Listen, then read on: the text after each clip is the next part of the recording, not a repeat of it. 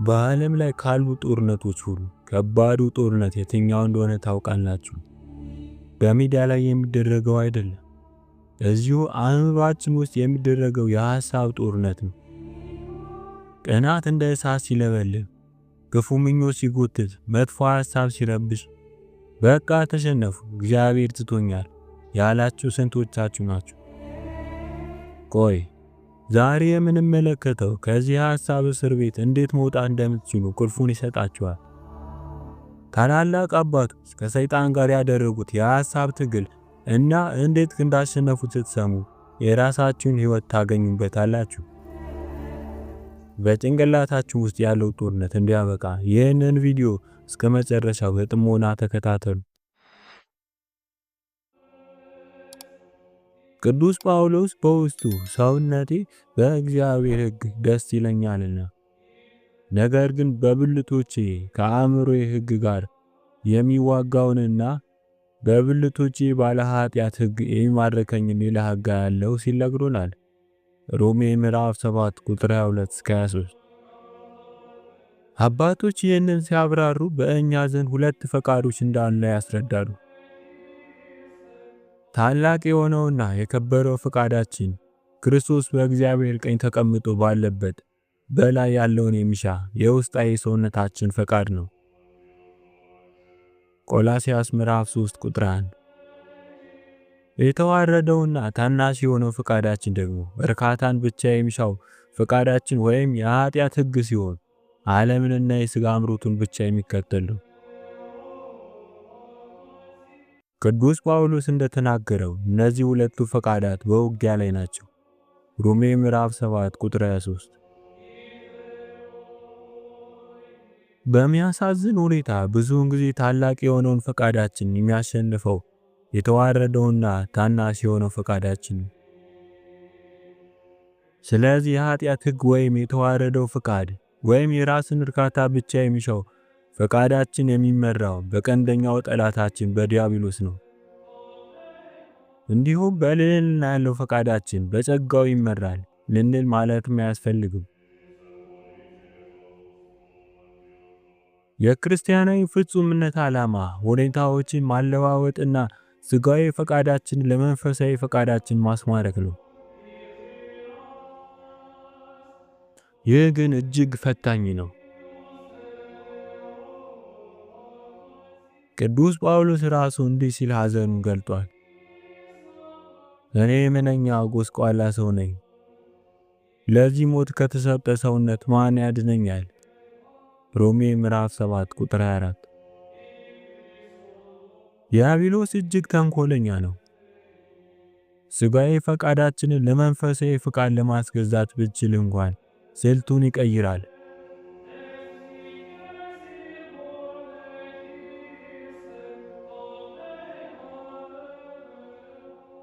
መንፈሳዊውን ፈቃዳችን ከጸጋ እግዚአብሔር የተለየ እንዲሆን አድርጎ ያበላሸዋል። ምንም እንኳን እያደረግን ያለው ነገር መልካም ቢሆንም ከእግዚአብሔር ፈቃድ ውጪ በሆነና እግዚአብሔርን ደስ በማያሰኝ መንገድ ካደረግነው ዋጋ አይኖረውም። ይህ ባይሳካለት እንኳን ሌላ ስልት ይሞክራል። በልባችን ውስጥ የኩራትና የጻድቅነትን ስሜት እንዲያድርብን ያደርግና በጽድቃችን ልናገኘው የሚገባን ዋጋ ያሳጠናል።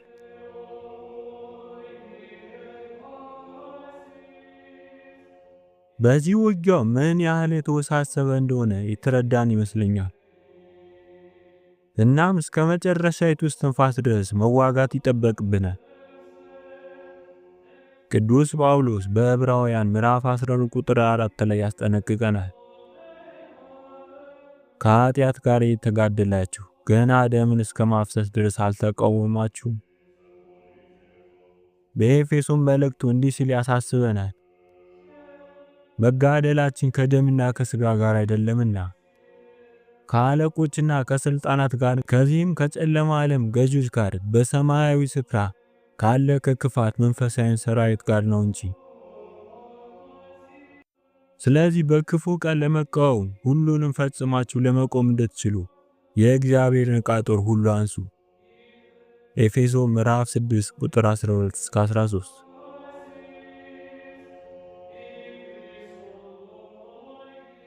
ቅዱስ ጴጥሮስም በመጠን ኑሩ ንቁም፣ ባላጋራችሁ ዲያብሎስ የሚውጠውን ፈልጎ እንደሚያገሳ አንበሳ ይዞራልና።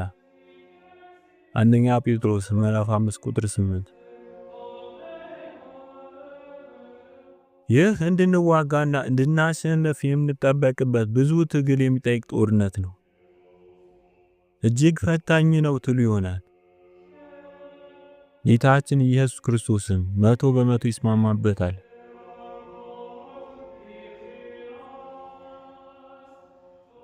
ወደ ሕይወት የሚወስደው ደጅ የጠበበ መንገዱም የቀጠነ ነውና የሚያገኙትም ጥቂቶች ናቸው። ማቴዎስ ምዕራፍ 7 ቁጥር 14። አስደሳችሁ ዜና ባላጋራችን ዲያብሎስ የሚያገሳው አንበሳ ነፃ ፈቃዳችን መንካትና ማስገደድ ግን አይችልም። የሚችለው ዕቃዎቹን እንደሚሸጥ ጥሩ ነጋዴ መሆን ብቻ ነው። የቀረበውን ዕቃ ወዶ መግዛት ወይም አለመቀበል የኛ ሙሉ መብት ነው። ወደ ካናዳ ለመጀመሪያ ጊዜ ስንመጣ ቶሎ ከጥቅም ውጭ ሊሆኑ የሚችሉ ዕቃዎችን በሚሸጡ ብልጣብልጥ ነጋዴዎች በተደጋጋሚ ተሞኝተን ነበር። አሁን ግን ነጋዴዎች የሚነግሩንን ሁሉ ማመን እንደማይገባን ተምረናል። ብዙዎቹ እየደወሉ በማይሆን ተስፋ ሊሞሉን ሊደልሉን ይሞክራሉ። እንዴት ጠንቃቃ መሆን እንዳለብን ስለተማርን ሌላ ድርድር ውስጥ ሳንገባ በአጭሩ እንገተዋለን። አንዳንዴም ከወትወታቸው ለመላቀቅ ስትሉ ቆጣ ልትሉ ትችላላችሁ። እንዲህ አይነቶቹ ብልጣብልጦች በወጥመዳቸው ውስጥ እንድትገቡ ለማሳመን ልዩ ልዩ ዘዴዎችን ይጠቀማሉ። ይህንን ጣቢያ መቼም ሁላችሁም ታስታውሱታላችሁ። እንኳን ደስ አላችሁ፣ ወደ ጃማይካ ለመሄድ የነጻ ትኬት አሸናፊ ሆናችኋል፣ ወይም የቴሌቪዥን ተሸላሚ ሆናችኋል የሚሉ ብልሆች ከሆናችሁ ሸንገላችሁን ከንቱ ልታደርጉ ትችላላችሁ። እኔ በግሌ በነጻ መወሰድን ሃይማኖታዊ ፍቅርን ብዬ አሳፍራችኋለሁ። የዲያብሎስም እንዲሁ ተመሳሳይ ነው። ማታለያዎችን ሊጠቀም ይችላል። እናንተ ካልፈለጋችሁት ግን ምንም ማድረግ አይችልም።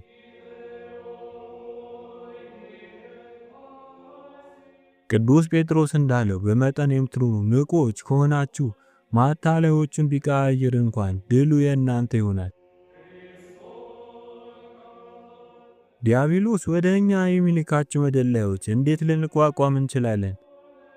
የመጀመሪያው ነገር ጸሎት ነው። ደካማነታችሁን ወደ ጌታችን አምጡት። በአጋፔ ጸሎታችን እንደምንለው ጻድቅ በጭንቅ የሚድን ከሆነ እኔ ኃጥእ የት ልቆም እችላለሁ? በድካሜና በተሰባሪነቴ የቀኑን ሸክምና ቃጠሎ መታገስ አልቻልኩም። እንደዚህ ብላችሁ ለምኑ።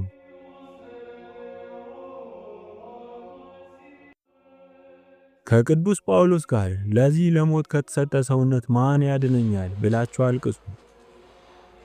ከመዝሙረኛው ጋርም ድውይ ነኝና አቤቱ ማረኝ። በእግዚአብሔር ፊት ደካማነቱን የሚገልጸው ዲያብሎስ ሊያጠቃው አይችልም።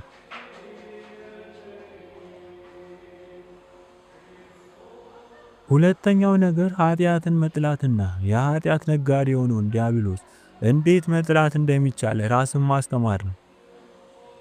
ኃጢአትንና ዲያብሎስን መጥላትን ተማሩ። ሁላችንም በመጨረሻ በክርስቶስ የፍርድ ወንበር ፊት እንደምንቆምና የኃጢአት ደሞዝ ሞት እንደሆነ አትርሱ። የአጋፔ ጸሎትን ቃላት አስታውሱ። እነሆ በጌታ የፍርድ ወንበር ፊት የሚቆም ነኝ። በኃጢአቴ አፍራለሁ፣ እጨነቅማለሁ። ጸሎትና የፍርድ ቀንን ማሰብ የመከላከያ መንገዶቻችሁ ናቸው። ነገር ግን ጠላት ሲያጠቃኝስ ምን ማድረግ እችላለሁ? አንድ ምሳሌ እንውሰድ። ለምሳሌ አንድ ሰው ሰደበህ እንበል። ወዲያው የኃጢአት አቅራቢ ዲያብሎስ ወደ አንተ ቀርቦ ለክብርህ እንድትቆምና በዚያ ሰው ፊት ፈሪ መስለህ መታየት እንደሌለብህ ይመክርሃል። ነገሩን የጀመርከው አንተ አለመሆንህና ምንም ብታደርግ ራስን ለመከላከል ያደረከው እንደሆነ ይነግርሃል።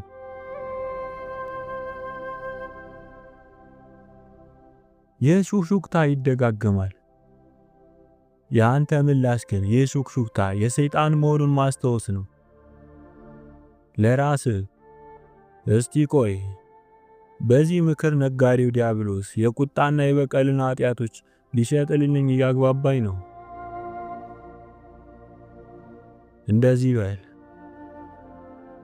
የተሸጠልህ ኃጢአት ምንድን እንደሆነ ላይ ከዚያም ወደ ልብህ ሳይደርስና ስሜትህን ሳይገዛ በፊት በቁጥጥር ስር አውለው። ከዚያም ከኋላ ሂድ አንተ ሰይጣን ብለህ አባርረው። ዲያብሎስ ይህንን ሰምቶ ከኋላ ይሄዳል ብለህ አትገምት። እዚህ ጋር ከዚህ በፊት ያየናቸው ራስን የመጠበቂያ መንገዶች ስራ ላይ ሊውሉ ነው። እንዲህ ያሉትን የዲያብሎስ ምክሮች ለመጥላትና እንደ ጠላቶች ለመቁጠር ራስን አስለምድ። ከመዝሙረኛው ጋር አንቺ ወራዳ የባቢሎን ልጅ ሆይ ስለተበቀልሽን የሚበቀልሽ የተመሰገነ ነው። ሕፃናቶችሽን ይዞ በአለት ላይ የሚፈጠፍጣቸው የተመሰገነ ነው።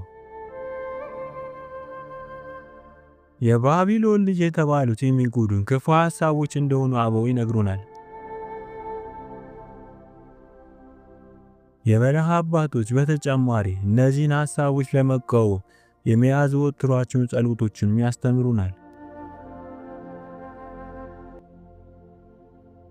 ይህም ጸሎት ከዲያብሎስ ከሚቀርብልን ክፉ ሐሳቦች ለመገላገል የምንጠቀምበት ምስጢራዊ መሳሪያ ነው። ይህም ጸሎት አቤቱ እኔን ለማዳን ተመልከት፣ አቤቱ እኔን ለመርዳት ፍጠን በሚለው የዳዊት መዝሙር ነው።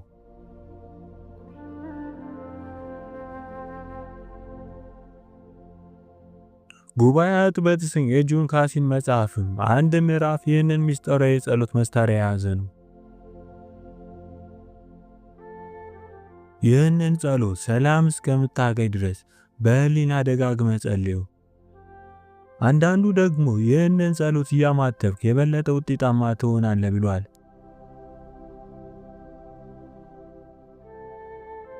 ይህንን ክፉ ሐሳብ ሙሉ በሙሉ ማስወገድ ከፈለግ ዲያብሎስ እንድታደርገው ሹክ የሚልህን ነገር ተቃራኒውን ፈጽም።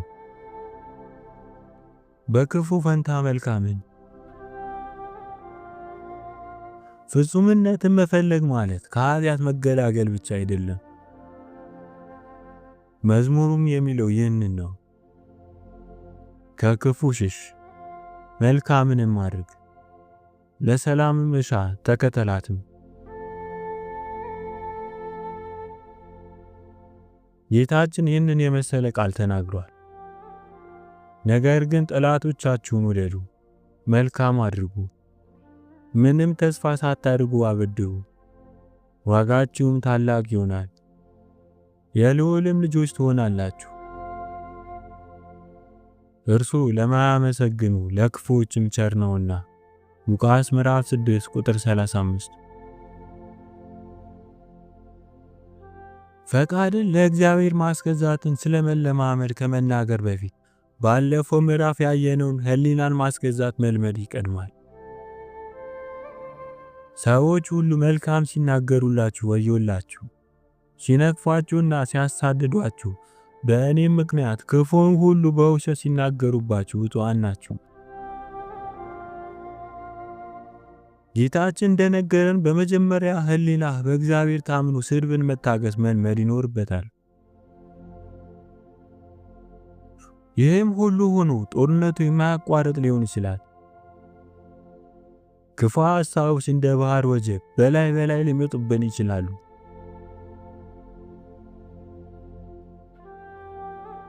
የአጸፋ ውጊያ ለማድረግ እንድትችል እንደ ቀረርቶ ዜማ የሚጠቅመን ኃይለ ቃል አስታውስ። ለምሳሌ ከመዝሙረኛው ጋር እንዲህ በል፣ እግዚአብሔር ብርሃኔና መድኃኒቴ ነው፣ የሚያስፈራኝ ማን ነው? እግዚአብሔር የሕይወቴ መታመኛዋ ነው፣ የሚያስደነግጠኝ ማን ነው? ክፉዎች አስጨናቂዎች ጠላቶቼም ሥጋዬን ይበሉ ዘንድ በቀረቡ ጊዜ እነርሱ ተሰናከሉ፣ ወደቁ። ሰራዊትም ቢሰፍርብኝ ልቤ አይፈራም፣ ሰልፍም ቢነሳብኝ በዚህ እተማመናለሁ። መዝሙር 26 ቁጥር 1-3። የእመቤታችን ድንግል ማርያምንም ረዳትነቷን ፈልግ። በአጋፔ ጸሎታችን የምንላትን በል። ንጽሕት ድንግል ሆይ የከላልነትሽን ጥላ በእኔ ላይ ዘርጊ፣ የክፉ ሐሳቦች ማዕበልም ከእኔ አርቂ። እነዚህ የአጋፔ ጸሎታት በፈቃዶቻችን በሥጋና በነፍስ መካከል በሚደረገው ውጊያ እንዲረዱን በአባቶች የተቀመጡ ናቸው።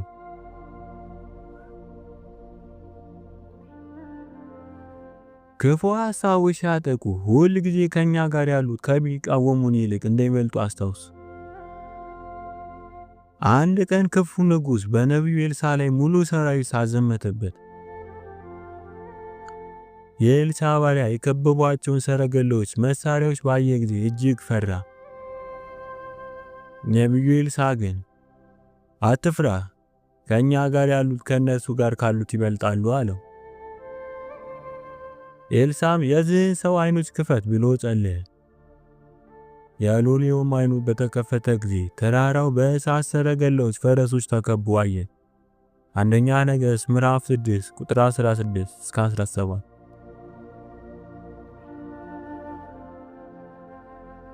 ተመሳሳይ ነገር በቅዱስ ሙሴ ጸሊም ላይ ደርሷል። ይህን አባት የሐሳብ ኃጢአቶች ያጠቁት ነበር። ሁል ጊዜም ስለ እነዚህ ሐሳቦች ሊያማክር ወደ ንስሐ አባቱ ወደ ቅዱስ ኤስድሮስ ይሄድ ነበር።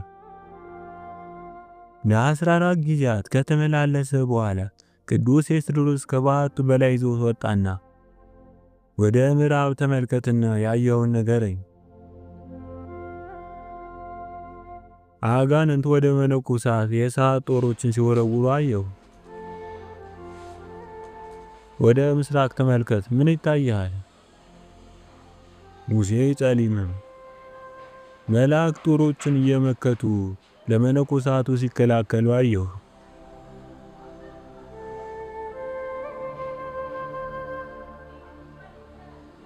አባ ኤስድሮስም እንግዲያውስ ማናቸው ይበልጣሉ? የሚያጠቁን ወይስ የሚጠብቁን? ቅዱስ ሙሴ ጸሊም መለሰ፣ የሚጠብቁን። ወዲያውኑ ክፉ ሐሳቦች እርሱን መዋጋት አቆሙ። ጠላታችን በእኛ ውስጥ የሚተክለውን ክፉ ሐሳብ መቃወም ዋጋን የማያስገኝ አይደለም። የሚከተለውን የአበው ታሪክ እንደሚያስረዳን ከመንፈሳዊ አባቱ ጋር አብሮ የሚኖር ወጣት መነኩሴ ነበር። ይህ መነኩሴ ሳይሰግድና የአባቱን ቡራኪ ሳይቀበል እንቅልፍ አይተኛም ነበር። አንድ ምሽት ከሰገደ በኋላ አባቴ ባርኩኝ ሲል አባ ከእርሱ በፊት እንቅልፍ ጥሏቸው ነበር። ይነቁ ይሆናል በሚል ተስፋ እርሳቸው ሳይባርኩት ላለመተኛት ከአጠገባቸው ሊቆይ ወሰነ። ሆኖም አባ ሙሉ ሌሊቱን ተኙ። ይህ ወጣኔ መነኩሴ በዚያው እንቅልፍ አሸለበው። አባ ሲባንኑ 7 መላእክት 7 በዚህ ደቀ መዝሙር ራስ ላይ አክሊላትን ሲያደርጉ ተመለከቱ። እኚህ አባት በጠዋት ማታ ምን ተፈጥሮ ነበር ብለው ጠየቁት። ይቅር ይበሉኝ አባቴ፣ ማታ እርሱን ቡራኪ ሳልቀበል ወደ አልጋዬ እንዴ የሚገፋፋ ሐሳብ 7 ጊዜ መጥቶብኝ ነበር። ይህንን ሐሳብ ተቃውሜው ቆየሁ። እኚህ አባት 7ቱ አክሊላት ክፉ ሐሳቦችን በመቃወም ያገኛቸው መሆናቸውን ማወቁ። ይህንን ታሪክ ለሌሎች መነኮሳት ነገሯቸው። በትዕቢት እንዳይወድቅ ሲሉ ግን ለዚህ ወጣት ደቀ መዝሙራቸው አልነገሩትም። ዲያብሎስ በእኛ ውስጥ በሚተክላቸው ክፉ ሐሳቦች ፈንታ በጎ ሐሳቦችን በህሊናችን መቅረጽ ይገባናል። ይህንን የማድረግ ምሳሌ የሚሆኑም አሉ። በፈተና ስትወድቅ ወይም የጉዳዮች አለመሳካት ሲገጥምህ ዲያብሎስ በእግዚአብሔር ላይ እንድታጉረመርምና እንድታማርር የሚገፋፋ ሐሳቦችን ያመጣብሃል። እነዚህ ሐሳቦች እግዚአብሔር ይመስገን በማለት ተዋጋቸው። ለመጀመሪያ ይህንን የምትለው በአንደበትህ ብቻ ሊሆን ይችላል። ቆይቶ ግን ልብህ ከአንደበትህ ጋር ማመስገን ይጀምራል።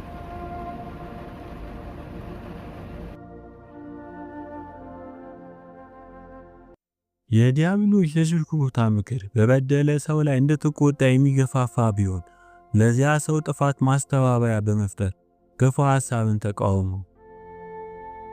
ምናልባት የደረሰብህ በደል በህሊና እየተመላለሰብህ ቢያነዋውጥህ ጌታ ሆይ ይቅር በለው እኔንም ይቅር በለኝ በማለት ሐሳብህን ታገለው። ሌላው የዲያብሎስን ክፉ ምክር መቃወሚያ መንገድ የንስሐ አባትህ እንዲጸልዩልህ መጠየቅ ነው። አባቴ ዲያብሎስ እየደለለኝ ነውና በጸሎቱ ይርዱኝ በል። ፓራዳይዝ ኦፍ ፋዘር በተሰኘው መጽሐፍ ላይ ስለ አንድ ወደ ከተማ ስለተላከ መነኩሴ ተጽፏል። ይህን አባት አንዲት ውብ ወጣት ከእርሷ ጋር በኃጢአት እንዲወርድ ልትማርከው ሞከረች። ይህ አባት አምላኬ በንስሐ አባቴ ጸሎት አድነኝ ብሎ ጮኸ። በቅጽበት ውስጥ ራሱን ወደ ገዳሙ በሚወስደው ጎዳና ላይ አገኘው።